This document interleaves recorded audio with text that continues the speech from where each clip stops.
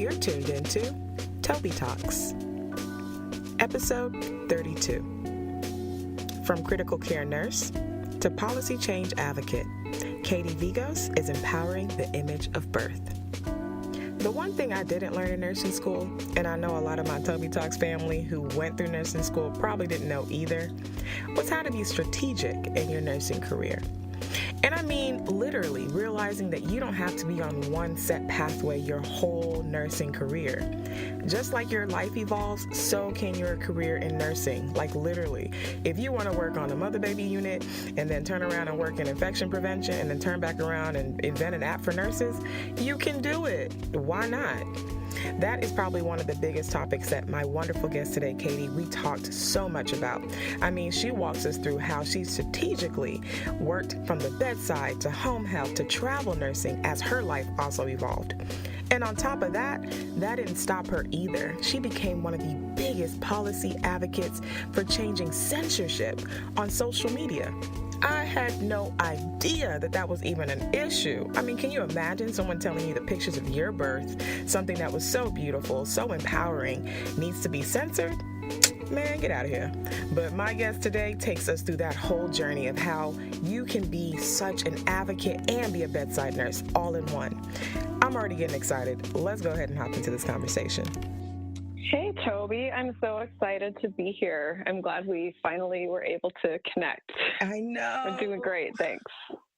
Thank you so much, girl. I've been hunting you down for a while, so that's how I know you're busy. So that makes me really excited that you're taking time out to talk to my audience. So absolutely, go ahead and hop into this conversation. How did you even start your nursing career? Like, how did you even get into the field of nursing? I really want to know about that. That's a great question. I was always one of those kids who was super curious about the human body. I was just naturally fascinated with that. And I would rummage through my mom's old college textbooks about human growth and development and biology and those kinds of things. So when my high school offered a program to become a certified nursing assistant for free, as a high school student, I jumped on it. I thought, you know what? I know, isn't that awesome? It was the first year that they'd ever done it. And I don't think they even did it very long, but I was like, hell yes, that is amazing. I mean, I'm just free education that will, empowered me to begin working right away. So the fall of my senior year of high school, I began that course, and throughout my senior year of high school, I, did my clinicals and I studied and got certified as a nursing assistant. So I was able to start working a few months before I graduated from high school, or maybe it was my junior year. It's a blur. Anyway.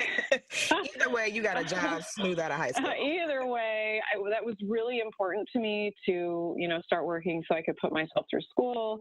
So I finished up high school. I was working as a CNA in a skilled nursing facility, which was, to be honest, backbreaking labor. Mm-hmm. And I will never forget, a lot of the nurses there would be and they were all so burned out. They're like, are you sure you want to do this? Oh my gosh, are you sure you want to go into nursing? And I was just so gung-ho and, didn't know anything like most people do, don't when they start. Mm-hmm. I was just too excited about it. And what I loved was just interacting with other human beings. I just fell in love with so many of my residents that I was, in charge of taking care of. And, it gave me some really good experience right off the bat. That's really and then good. From there, I jumped straight into my nursing prerequisites at Brigham Young University, mm-hmm. and I got a job at a SNF down there in Utah and continued to help put myself through school. I had studied really hard so that I could get an academic scholarship. So I had to keep my grades up really, really high, but it paid my tuition through college, which was totally worth it for me. Oh, I know that's right. Mm.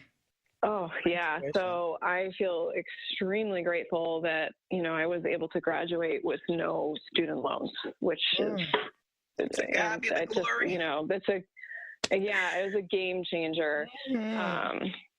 It was a religious school, so that's a whole other, element of the conversation of, that the tuition is already heavily subsidized by tithepayers of the church and so forth. But either way, I'm extremely grateful for that educational experience.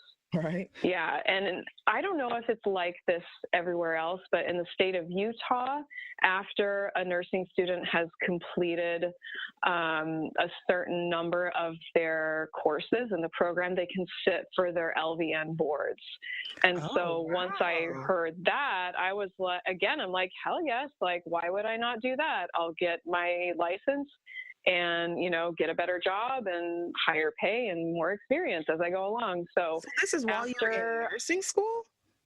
Yeah. Yeah. Wow. So our program, I think, is 5 semesters and some change. It's like a full 2.5-year program in addition to 2 years of prerequisites. So after I finished, I want to say like the 3rd semester of nursing school, I sat for my LVN board. Wow. And became a licensed nurse before I had even technically graduated from nursing school.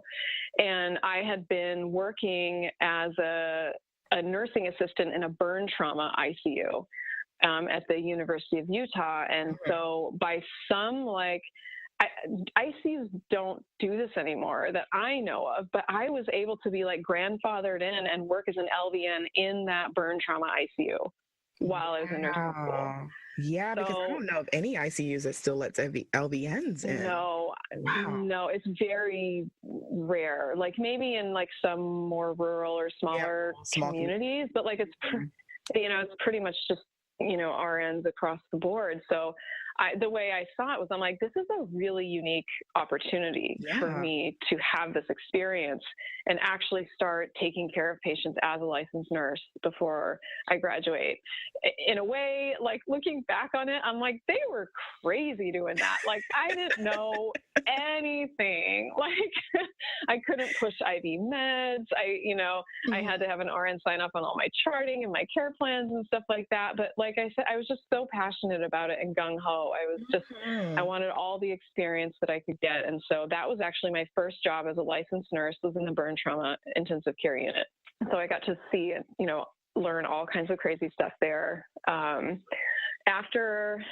so marriage and my first child happened amidst all of that. I deferred a semester of nursing school. Life still happened. So I only worked in the burn trauma ICU for maybe a year, I think, or so. But anyway, some solid experience. Had a baby, and then I started working as a pediatric home health nurse while I was finishing school with an infant, because I could do shorter visits and shorter shifts. Yeah. And it was still like pretty decent money, to help finish school. And then after I graduated, I had just gravitated toward critical care all throughout nursing school. I was just really fascinated by it. Like it just really tickled my left brain. Like I just love the details and the numbers and the drips and the adrenaline and all of that. And so I had chosen that, for my final, preceptorship. And then I got a job at that same small community hospital where I did my preceptorship as a per diem nurse in the ICU. So that was only like a 10-bed ICU, and like we were half full on the busy season kind of thing. Mm-hmm. So I did my first 2 years there, and that was kind of a good way to like ease into critical care nursing, sort of. Mm-hmm. But a small community hospital is such a different experience, because like, especially working at night, like there's like one doctor in the hospital or something crazy like that. There's a hospitalist on call. We're waking them up at night. Like, anesthesia has to come up from the ER kind of thing. So that was interesting. And then as life continues to happen. My husband and I left the Mormon church, and that was a huge life transition for us. And we decided we didn't want to raise our family still in Utah. And by that time, we'd had a second child. And a good friend of mine had done a travel nursing assignment in California. And I was like, really interested in that. I'm like, well, that sounds like something I could do. I heard that they help pay moving expenses, you know, and set us up with a place to live. Yeah. So I jumped on that opportunity as a way to help us move out of state. That's smart. So they wow, that's smart. It was, well, thanks, Toby. I've been very strategic. I've been very, very strategic with the development of my nursing career. Yes. And just figuring out, like, how can I use these opportunities to my advantage, either to gain experience, to make more money, you know, to diversify myself, or like I want it to work for me and my life the best way that I can. That's, you know, been kind of my motto. So smart. And I think that's good that you're even sharing that, because a lot of nurses don't know that they can you can use that critical thinking skills, not only in the hospital, but in your life, you know, like how can I make this work for me, you know? Throughout your career. Absolutely. Yeah. So I barely had enough experience under my belt to, like, I just barely passed the interview to get my travel nursing job. Generally, they want you to have like 2 years, I think. Of experience. So I barely passed, and it was like the state of California, it takes so long. It's so hard to get your California state license. It was down to the wire. Wow. So here's a tip for listeners. If you submit your paperwork by mail or online to apply for your license, it can take as 3 to 6 months to get your license. However, if you drop it off in person in Sacramento, they will expedite it and you can get it in a matter of weeks. And so that's what I did. I bundled up. I took my. You're so smart. I said you're so smart at the exact same thing too. Like literally step by step, went into the office and did it, and I had it in like 4 weeks. Like you were so right. Exactly. So I drove with my 7-week-old infant. I think he was 7 weeks old at the time. I drove from Utah to Sacramento just to drop off my application for my license. Honey, and then drove back to Utah. That's real. I flew from Texas. I found a cheap $40 flight. I flew from Texas to SFO. You can't beat that. Got me a rental car and drove to Sacramento and did it. Girl, sometimes a hustle, it's all worth it if you're really trying to get a job. It is worth it. Absolutely. It is worth it. You got to figure out how to make the system work for you somehow. Yeah. So it was down to the wire, and I kid you not, my license came in the mail the day before we moved to California. Like, I was freaking out. I mean, oh my gosh. Look at that. So we sold most of our possessions and moved our tiny little family down to Los Angeles. And I went to orientation the next morning after we arrived. And my first travel assignment was with Kaiser here in Los Angeles in an ICU. And I'll be perfectly frank, I hated it. I hated my travel nursing assignment. I felt it like I was thrown into a snake pit. It was just, it was just culture shock on so many levels, first of all. And, you know, just being a really young family, we had 2 kids in diapers, and we didn't know anybody in this town. We didn't have any other support aside from each other. And then I have this, you know, I barely have enough experience to get by. I still needed a lot of support as essentially a new grad nurse, really. And the environment here in California, it can be very competitive. And it felt a lot more competitive to me than supportive at first, where I was.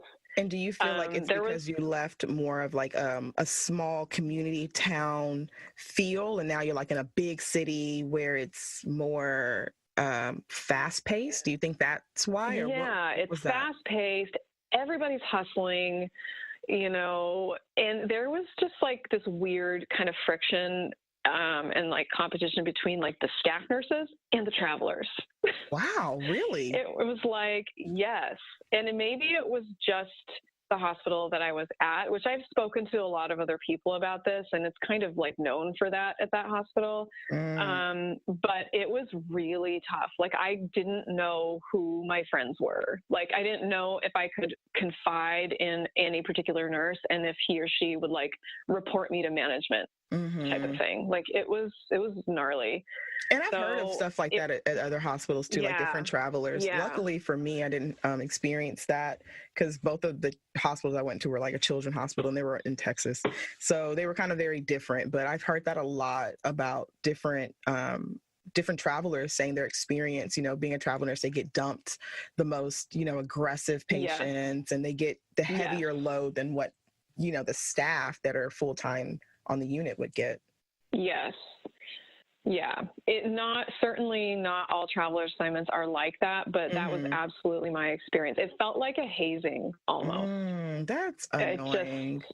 It was so rough, but there was also a lot of other travelers there. So like, we kind of stuck together, and I learned who my friends were, and, just made some great connections with other nurses from all over the country. So I don't regret the experience at all. It just wasn't what I thought it was going to be. And the pay was not as what I thought it was going to be either. Like, they really sold it on the basis of like covering our housing, which is helpful. But like, once that housing was paid for, like the hourly rate was just like really low. So my advice to people listening is to negotiate. Like, you have to get a contract that works for you.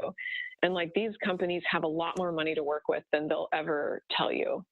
So if I had stayed in travel nursing, I would have had to have been a lot more proactive about getting better contracts, if that makes sense. I think especially for new grad nurses who are unfamiliar with the industry, like, they will absolutely just pay you the bare minimum. The bare minimum. And then you think, oh, wow, this is great. I'm getting, housing, and I'm getting some of them cover like food and all that kind of stuff. But when you really look at it, it's like, oh, I'm getting $15 an hour.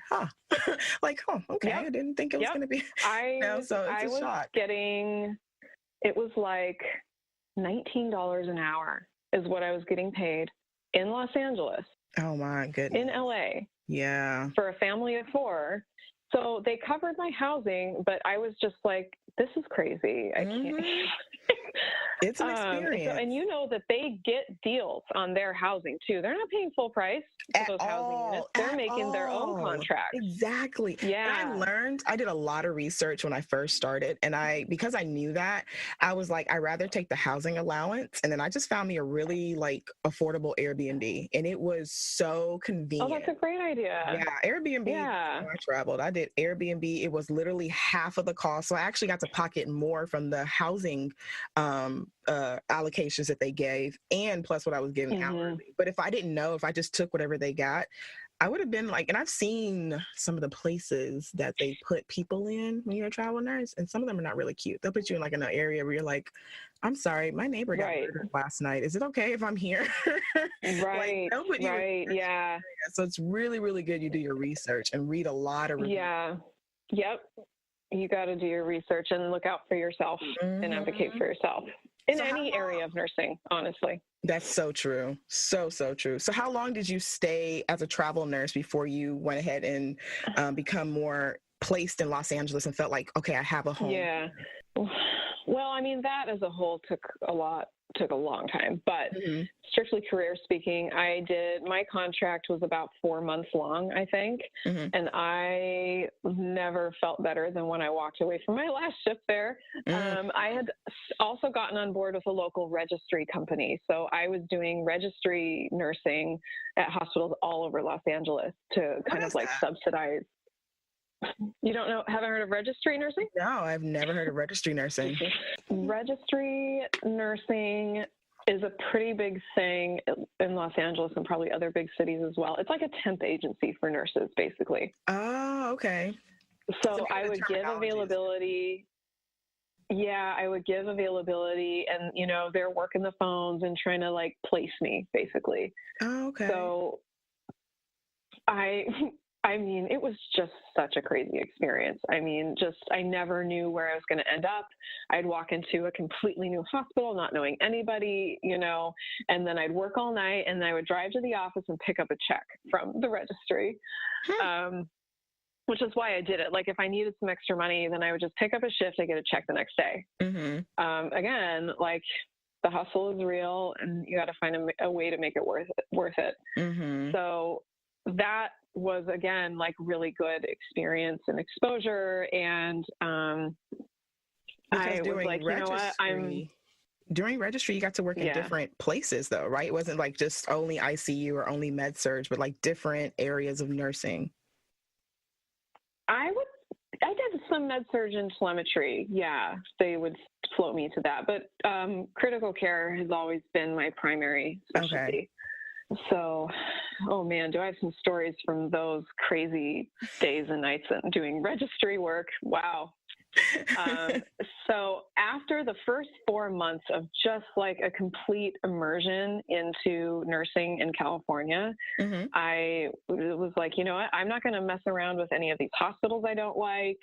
I don't want, I'm just going straight to where I had heard was a really great place to work, which is UCLA. And I've been there ever since 2011. I absolutely love it. I did a year in the medical intensive care unit, and then I transitioned into a critical care float pool, which I've been doing now for 7 years. Wow. 7 years? Yeah, 7 years. So I love it. I absolutely love it. That is awesome. And I'm glad that you actually found a home. And it takes some time. It really does. It takes a lot of experience, a lot of dealing with, not so good hospitals and, seeing that, I don't want to work there. I don't want to do all that. So how did you even know UCLA was a good hospital? Was it just from word of mouth or just because you floated there before? Or how did you know that that was a fit for you? I had never floated there, but an acquaintance of mine was doing a travel contract there, and as we're comparing notes of what it's like to be a traveler, she is like, they were just treating her so much better than I was being treated. And I was, already aware of UCLA's reputation, as just a good organization to work for. And I just went with my gut instinct and never looked back. I'm very, very happy with that decision. That's so good. That's so good. Yeah, it's good.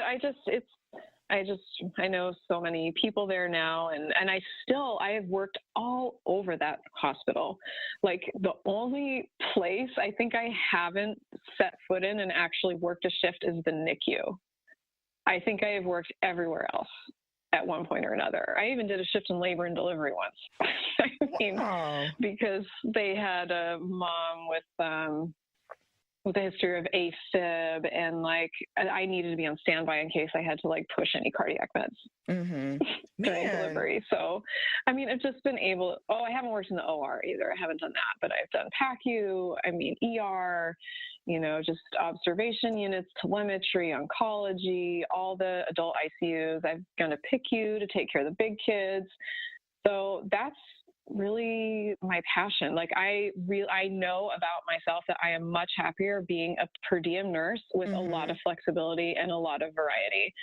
And that's just what works for me in my life right now. And that's so good. Especially when you take us through the journey of when you first started and like the changes in your life of getting married, having kids, and seeing what works best for you. A lot of people always say like, oh, well, aren't you afraid that you have a permanent job or this and this? And it's like, well, you have to figure out what works best for you in your nursing career. It's not just set in stone one way, like, oh, I have to do the 12-hour shift 3 times or 4 times a week. It's not set in stone. That you really can evolve in your career and what you want to do that's best for you and your family. And that's exactly what I'm hearing. That's so awesome. There are so many options out there. And there are plenty of people who get that staff job and feel really just secure, and they like that. Like, I know a lot of nurses who are like, no, I like coming to the same place. I know my patient population. I know my support systems. It doesn't require a lot of extra work, because the thing is, being a per diem nurse is a lot of hustle. Yeah. It's just It's a That's lot of so true. hustle. I've had a ton of different gigs and jobs. And then I got into private nursing here in Los Angeles. And what does Um, private nursing entail? Like, I've never heard of private nursing. So what does that you really haven't like? heard of private No. duty nursing? Mm-mm. It's considered like a form of home health, basically. Okay. So it's, basically, I mean, primarily wealthy clientele who, can afford to pay for nursing care privately. Like none of it is through insurance at all. Oh, Yeah. okay. And it's Didn't know that. still through home health agencies will do this. So let me back up a little bit. Mm-hmm. As much as I love critical care nursing, I burn out so quickly when I do it full time. Mm. And that's what I learned after my first year of doing it full time in Los Angeles after we moved here. Mm-hmm. Was like, I have to have like another specialty. Like I have to do other things. I burned out really hard and really fast doing ICU nursing And and, can you being a describe what mom and that raising a burnt out? family. Can you describe what that burnt out felt like for those who don't really understand the concept of being burnt Oh out? Like, what were you man, like it's going just through? physical, mental, emotional exhaustion. It was almost like a feeling of hopelessness, of like, this can't be all that there is. Like, I Yes. cannot imagine doing this my entire career. Yeah. And I think that's like an aha moment for a lot of other nurses I've Yes. spoke to, is that after a certain point, it's like kind of that bitter truth is revealed of like, wow, the rest of my career is a long time to spend at the bedside. Yes. Like, A I long cannot find time. myself retiring doing this. And that hopelessness that you said, I think that was a really good description of how I felt when I was burnt out. And I was burnt out in my second year of being a Yeah. nurse. And I had went from Yeah. pediatric specialty to mother baby with a little bit of NICU. And by that year, I was like, I can actually really envision the day that happened. I had like, it was only in work for like 3 hours, and I got one patient who called me 22 times in like Yeah. less than 3 hours. And I remember coming out of her Yeah. room, just sliding down her door and just sitting on the floor thinking, I cannot do this for the rest of my life. Like, I am tired. I Yeah. have not slept. I'm like, you're exhausted. Like, and I worked nights. So even Yes. working nights, you were like a zombie during the day. You wanted to be awake, but you Oh yeah. were there, but not there. So Yeah. that is a Yeah. true feeling of knowing that, you know what, I want to do something else. And I'm glad that you shared that, because that burnout feeling is real. But instead of leaving your career field, just figure out what works best for you. I think a lot of Yeah. people don't know that. They end up just Yeah. leaving and going to another field and leaving nursing completely, when it's like, wait, I can still do something else. I don't have to do this. Yeah. So for me, per diem nursing has been the solution to that, but it's a trade-off, as I'm sure you know. I don't have the paid time off. I don't have a pension, or like a lot of those benefits on the back end. So that's, a different type of stress and hustle that I have to be, very concerned about, Mm-hmm. to take care of myself in the future. And that's another element of like what I found to be just like really depressing when I really burned out that first time. And I've burned out many times since. It's just an ongoing process of just self-care, Mm-hmm. really. It is the feeling that like this industry is not going to take care of me. Yeah. And that's what depresses me about it more than anything else, is that to be a good nurse, I have to be on my A game. I have to be present physically, mentally, emotionally, psychologically, in every way, shape, or form. And as soon as I'm not able to do that, at least for bedside nursing, right? Yeah. I'm out. Yeah. Then I'm out. And, I don't get paid like leave to recover, this or that. I mean, some employers are different, right? They might support their nurses through times of struggle and whatnot. But just generally speaking, it's like, if I can't give it my all, then I can't do it. And so, like, if a part of me, if I become injured or this or that, then it's like, wow, then I don't have that career, then I can't go work. Yeah. And And it's you're replaceable, frightening. like you're replaceable. And you're totally replaceable. Yeah. Yeah. So we have this entire workforce that is like, people are just getting burned out. And California is a much better place to work than most states in the country because of our ratios and the unions who keep us safe and well paid. And, people, of course, have a lot of different opinions about all that. But in my experience, it's fantastic. Like, I have no plans to practice outside of California anytime soon. And I will say, coming from Texas as a nurse to California, it was a culture shock. I mean, I've never seen, I didn't even understand what unions, like the real intent of how unions really advocate for nurses until I came to California. And I was like, oh, okay, y'all got mandatory naps? Okay, I see y'all. Exactly. I'm like, wait, I have a 60-minute break? Yes, really? Literally. And where I can, like, leave campus if I need to, like just an hour, a full hour to, like, disconnect and be out of ratio. Oh my gosh, it's a game changer. Normal. It's not normal for a human being to work 12 plus hours straight without a break, without going to the bathroom, without eating. And you would be surprised how often that is a normal world for us. Yeah, and almost like we accept it as part of the culture, or like we kind of like respect that, or it's like this badge of honor in a way that, like, I can push myself, to the brink of my human capacity. But, like, that is not sustainable. It's not sustainable for anybody. And at times when I have reached that brink of my capacity as a human being is when I have made mistakes.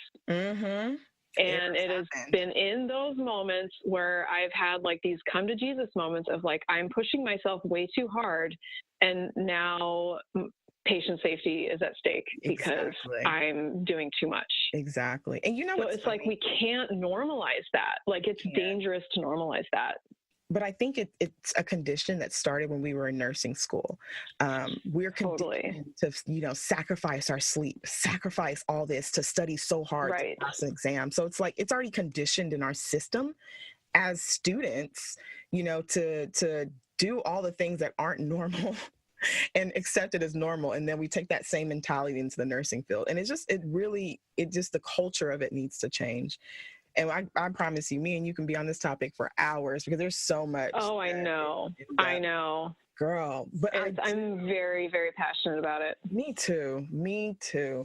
But I do want to switch the conversation really quick because you have such an amazing experience in different fields of nursing, especially when it comes to, like, ICU and working at home health. But how did all that stem to the Empowered Birth Project? Like, that is like what blew my mind when I found you on Instagram. I was like, whoa, shut up. Who is this? And I want to know her. Like, this is amazing. So how did that come about? Well, that developed just parallel to my career development as a nurse, because as I was developing as a nurse, I was having children and becoming a mother, and then experiencing, what it's like to be a consumer of healthcare. Right. Yeah. And having, that being on the other side of the bed.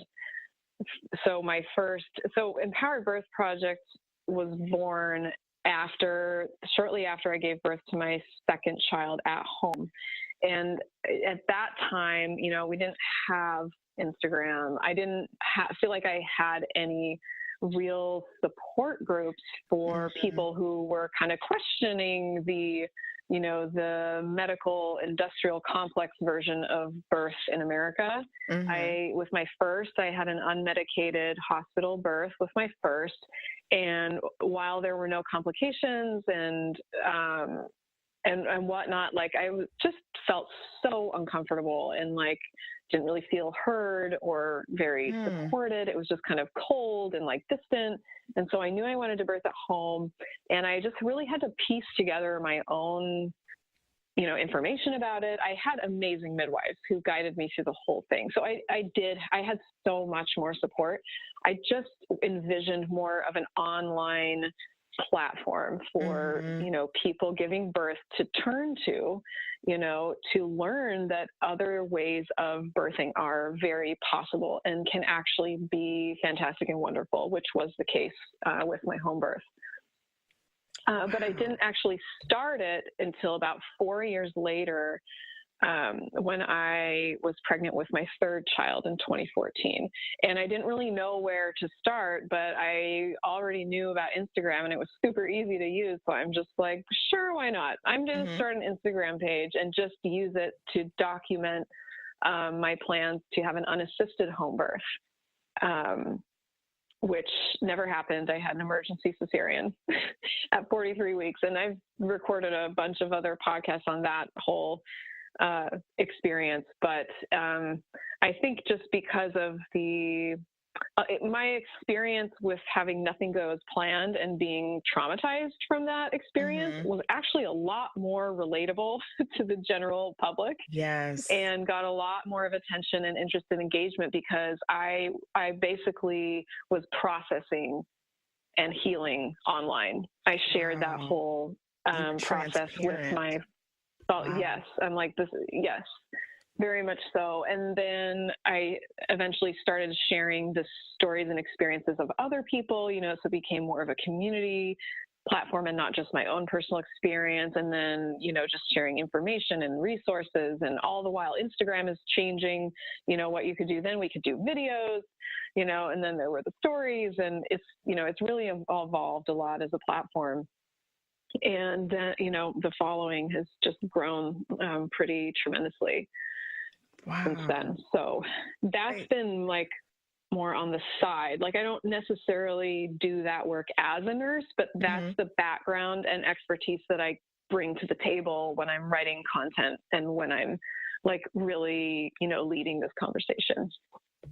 And I think that's amazing. Like, I don't even know how else to even, I'm trying to find other words besides amazing, because I tend to say it a lot, but it's freaking amazing because you used your experience to now bring conversations socially on platforms that women didn't have before. And coming from, my postpartum nurse background, I always thought as a nurse, I felt like I wasn't doing enough at the bedside because I knew like when she goes home, who is she going to have, and the first couple of days and weeks are all about the baby. But do we step back and just talk like, hey, mom, how are you? And that's when the whole conversation of, the postpartum depression kicks in and all these other things that women go through. And especially when you talked about things didn't go as planned and that traumatic experience, are women able to deal with that? They're really not. Like once baby comes out and it's not the way you planned it, C-section or early delivery, you're thrown right into, okay, breastfeed, this, that. Okay, it's time to go home. And it's wait. How is she? Are you okay? How are you processing everything? This is amazing. Empowered Birth Project is amazing. And I have to applaud you for being so vulnerable and transparent to the world during something that's so traumatic and hard for you at that time, because you've birthed literally a whole nother platform for so many women. That's amazing. Yeah, I did. It's like my fourth child, to be honest. Not have any more kids. Literally, this is your biggest baby, actually. Yeah, it's a big baby for sure, and it's always kind of changing and evolving. And kind of relating it back to my nursing career, it's like I see Empowered Birth Project as something that I want to grow and develop so that I can spend less time at the bedside. And I wish, it's like I can't tell you how many nurses I know who feel this way, who it's just like this feeling of like, I got to have a plan B. Like, I can't just do this. I feel like I'm more than this. First of all, I don't feel like, being at the bedside for 30 years will be fulfilling to all the other things that like I want to do in life. And like, I want to have something else to do, like in times of injury, or if I'm burned out, or if I just need a break. So Empowered Birth Project has been like my outlet to just, be more than a bedside nurse, if you will. and I have been able to monetize and, have some really cool opportunities come my way from that. And so, it's been exciting in that way, just to, build something and really watch it grow and to make a difference in the world. And I love that you just said that, it wasn't just being a bedside nurse. Like, you want to be, you have other passions and desires, or, things in your life change where new passion desires come through, and you don't have to sacrifice. Do I just have to give up my nursing career to do those other things? And especially now in the millennial generation, like almost everybody and their mama got a side hustle, and your side hustle is usually something you're really passionate about, and, I mean, this is my side hustle. I'm throwing a podcast to help other nurses discover what else they like. So it's true that you can, not just be a bedside nurse. You're a nurse and so many other things. You're a nurse and a mom. You're a nurse and a wife. You're a nurse and an entrepreneur. And I think that's great. And from your Empowered Birth Project, I knew that there was a issue that happened on social media where you actually had to advocate to even have the images and videos to continue to have them on Facebook and Instagram. Can you share more about like what happened and how you were able to advocate for more women to share their most beautiful moments of delivering on social media without it being blocked? Yeah, absolutely. This is one of my favorite things to talk about. And I feel like one of the most amazing things I've ever done in life. So Facebook and Instagram have always allowed the birth and motherhood community to exist. But, the realities of those experiences have always been heavily censored. And, most of that comes down to nudity and the censorship of the human body. And so, there's a lot of ongoing advocacy for the ways in which we're able to, show and talk about the human experience as a whole. But birth in particular was just heavily censored because it was against the nudity policies. And so while, Instagram and Facebook were like, yes, we love the motherhood community, like, go for it. They're like, but don't, God forbid you see a nip slip, or God forbid. And it's just like, it was so hard to share and talk about birth that involves the human body. It's like, we have to be able to see the body to understand birth. Yes. And so it's like, I kept running up against a wall. And I became personally acquainted with some folks at Instagram when they selected one of my photos from my page to be featured at an art gallery in Los Angeles for an event that Instagram curated to publicize the launch of their My Story feature. Interesting. So that was back in 2015. Yeah. So that was really cool. Like, they just personally selected me. They're like, they featured, I think, like 27 different women, female storytellers on their platform, and then used that, to promote the fact that they are like a storytelling platform, and they were launching the My Story feature that they wanted everybody to use. Anyway, I became personally acquainted with the director of public policy of Instagram through that event, and we stayed in touch over the next couple of years. And I was kind of like what's the word? A vigilante. Yes, I would see things being taken down or accounts getting shut down, and I'd email my person, be like, yo, you got to help this person out. And I was just kind of doing it, on the fly, just trying to help out my community and whatnot. I still do that. I still do that regularly, all the time. But anyway, come December 2017, I just decided that I was done playing by the rules. I'm like, you know what? This is ridiculous. Like, it's very, very clear that people want to see and discuss birth and see what it actually looks like. And I passionately, firmly believe that women and birthing people need to see what their bodies are capable of. There's so much fear and secrecy and just like mystery about this birth experience that it's not helping anybody entering the birth room to have never seen a birth. To have never seen with their eyes what their bodies are capable of. I think it just contributes to more fear and powerlessness. Anxiety. Yeah. And anxiety, yes. So I just thought, you know what? I'm done. I posted a gorgeous series of a vaginal birth that a midwife friend had sent to me with the mother's permission. And I basically said, you know what, I'm done playing by the rules. Look at this beautiful photo. Isn't it incredible?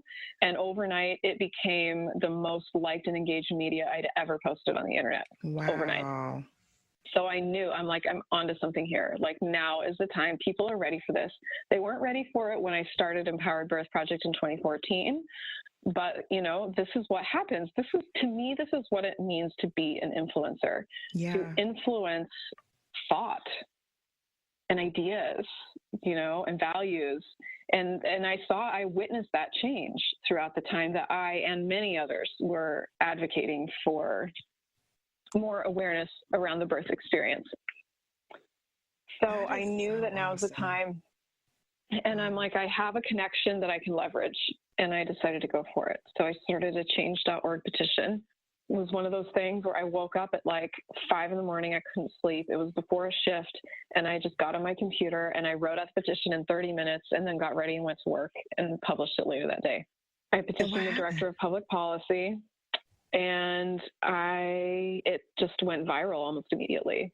Wow. So I asked to reclassify uncensored birth imagery as educational content where it belongs, not alongside pornography and graphic violence and vulgarity and all of that stuff that they were just putting birth with. I'm like, it doesn't belong there. That's not what it is, and that's sending the wrong message. And I just was able to lay out a very clear argument dissecting the double standards about, why birth should be allowed to be viewed. And I said that I would post an uncensored birth photo or video every day until I got a response from Instagram. And I thought, and stuff got taken down, of course, as I expected it to be. But I thought, I don't even care if they shut down my page. If they shut down my page, it's just going to get more publicity and attention for the cause. Mm-hmm. So let's do this. I posted an uncensored birth photo or video every day until I got a response from Instagram. So it actually only took a couple of weeks for Nikki, the director of public policy at Instagram, to respond to me and acknowledge the petition and that they were going to review it.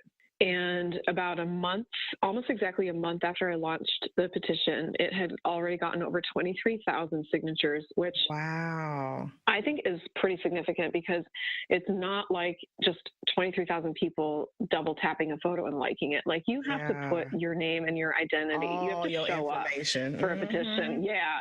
I'm like, these people are giving their email addresses. Like, they mean business. I was so grateful. There was just such an overwhelmingly positive response. So 1 month after I launched the petition, I got a call saying that the petition had been successful, that it had caused them to take a new look from different perspectives at a conversation that had been ongoing. Like I said, I'm certainly not the first person to advocate for this change by any stretch of the imagination, but it basically tipped the scales in favor of the argument, and they decided to change their policies. So that was a really monumental experience in my life, and I couldn't even tell anybody about it for several months, because they were frantically working to, prepare their technology and their software to recognize, and distinguish nudity in childbirth versus nudity in other contexts. It's a pretty big deal, honestly, like what the changes that have happened in their recognition technology since this policy change has taken place. Like, people think, oh, poof, the policy has changed, now this is allowed. I mean, there's so much going on behind the scenes, to get this content, able to stay up. Wow. And it's not perfect by any means. So I sat on that victory for about 4 months. And then I leveraged another connection that I had of a reporter who had reached out to me wanting to do a story on it. And I really pushed heavily for Facebook and Instagram to allow her basically to have an exclusive to write about the policy change. And then I was able to announce it on Mother's Day of 2018. Mother's Day weekend 2018, when the article dropped in Harper's Bazaar, and everything changed. Girl, so you so dope. amazing. You need to be in Congress. You need to be Well, I don't aspire to Congress, but I would like to influence Congress. honey, please. You are the influencer. Yes, like you can actually hold that title. You are a boss. You are more beyond the bedside. Like this is amazing. Like I'm just so thrilled that I can see, like, to me, it means the world when I see nurses doing things outside of just what people think nurses should do. Like, you got a whole Right. policy change. You got the top social media platforms reorganizing their lives. Girl, come on. Whew, child. Yeah, to get a giant like Facebook and Instagram. And the thing is, I wasn't even thinking about Facebook when I petitioned. I petitioned Instagram. Facebook was a bonus because they own Instagram. Mm-hmm. They're like, we only have one set of policies, so by default, it's effective on both platforms. And I was just, what? I wasn't even thinking that, but I'll take it. Wow. Come on. That sounds good to me. That is so And, amazing. it's just like two of the most popular and frequently used and accessible social media platforms in the world. So it's really mind-blowing to think of all the people who are now have the ability to witness and understand birth better because of that. And imagine the impact for areas that, are rural, or undeserving communities and populations in different parts of the world that don't understand like the different ways of birthing, like let's take your country in Africa. Their birthing in the rural village is going to be completely different from what it's like for women in the hospital or here in the US. And just seeing like, wow, I get to see birthing differently. And I mean, look, I might be thinking outside the box here, but I see this being an amazing platform to even help those midwives in other small countries and towns who don't really know all these other advanced information and knowledge in birthing that, could use your platform to learn more, to help their community of women, the implications of how I can use this platform that I've built are pretty endless. I can take a lot of different approaches. As for, different cultural birthing practices, the way that I approach that, at least from Empowered Birth Project, is just to share what's out there and, bring attention, especially I think in America, we tend to forget that there are many other ways of doing things that are very valid and important. Yep. And that are, you look at our maternal mortality rates are increasing and not decreasing like every other developed country in the world. So it's not like we're doing it better. So as for, helping, rural communities and this, that, and the other, I just want to present accurate information. I mean, I don't give medical advice really, or try to tell people that their way of birthing is inferior or superior or should be done this way or that way. It's more of just a very objective conversation of like, this is what's going on out there. And the conversation is very nuanced. It's about so much more than when the moment of physical birth, when the baby comes out of the body. Like the conversation is about what kind of world are we bringing those children into? Yeah. How are we supporting people throughout the parenthood journey? How are we taking care of our environment so that we can all be healthy and live? And, let's look at the disparities, the various disparities that are affecting birthing people differently, that are affecting outcomes differently. It's a never ending conversation. Never ending. I will never not have something to write about. Right? But I love that. I love that you found this passion, throughout your nursing career. This is your passion. This is your calling, and it just fits so well. It just fits so well. And, as much as I've enjoyed literally the whole aspect of your nursing career to where you are now, I've really enjoyed this conversation. You shed light on so many things. As we slowly wrap up, I really want you to give some kind of advice, and the advice is just not going to be just, hey, keep going, nurses, you're doing great out there. Really, from everything that you've been through, from, your various career in nursing, even starting from nursing school to where you are now, and the fact that you've allowed your passion to become your side hustle and, allowing that to be that and not feel like you have to give up on your nursing career. What advice would you give, nursing students out there who are, probably confused on what they're going to expect when they become a nurse? Or there's a burnt out nurse out there who, is this close from giving up her nursing degree, but doesn't know what to do. What inspiration or encouragement can you give that can help people understand that your nursing career is constantly evolving, and no matter what chapter you're in, you're going to make it through? There are a number of things I can think of to say. I first and foremost would suggest that the intensity of your self-care has to match the intensity of care that you give others. And it took me a long time to figure that out. Like we were saying before, it's not taught in school, but if you're going to make a career of caregiving, you better make a career of taking care of yourself, because no one else is going to do that. And when I say intensity, for me, quite literally, I function best physically and emotionally when I am exercising my physical body to meet the demands of intensive care nursing. Like when I think of, all the physical things I have to do at the bedside of critically ill patients, I have to be physically prepared to show up and do that, or I'm going to get hurt. And I've seen a lot of people get hurt. So I lift weights at the gym. I take care of my body so I can show up and do that work. It has to match that level of intensity. And it's tough to do that if someone's already feeling burnt out, but it doesn't necessarily have to be, pumping the iron in the gym. It just has to be very focused and purposeful and intense, in its meaning, so that you can survive the demands of nursing, honestly. And I would also say, don't be afraid to try something new. That's the beauty of nursing. If you're unhappy, life is too short to stay in a job that you hate. You've got options. There's so many options. If you don't like one thing, you can move on to the next. That's okay. That's okay.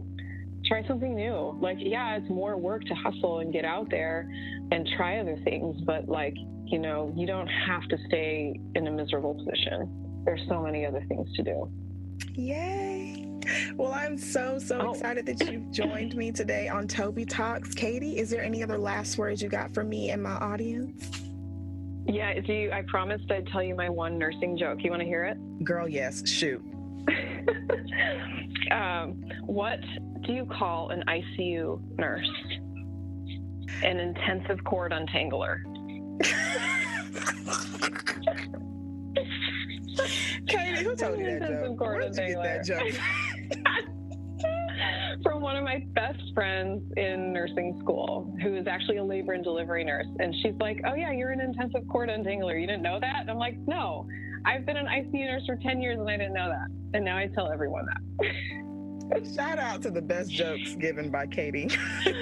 I don't know where she heard it. It's not my joke. I can't take credit for it, but not a day goes by in the ICU that I don't tell my patient that and make them smile. I hope you've enjoyed today's podcast episode. There were so many gems dropped. But let's be honest, who got time to replay, pause, and write down all that information shared? Shoo, I know I don't. But don't worry, I got you. Download Toby Talks app on Google Play for nursing resources, definitions, and so much more that were mentioned on today's episode. Toby Talk app features show notes that timelines the conversation and lets you click directly to the resource or definition. And it even lets you bookmark the gem for later. Listen, we're too busy learning how to save lives or even saving lives as nurses to deal with a replay button. Toby Talk app is your one-stop shop for podcast episodes and show notes. For more on Toby Talks, like the blogs and videos, go to my website at www.tobytaj.com.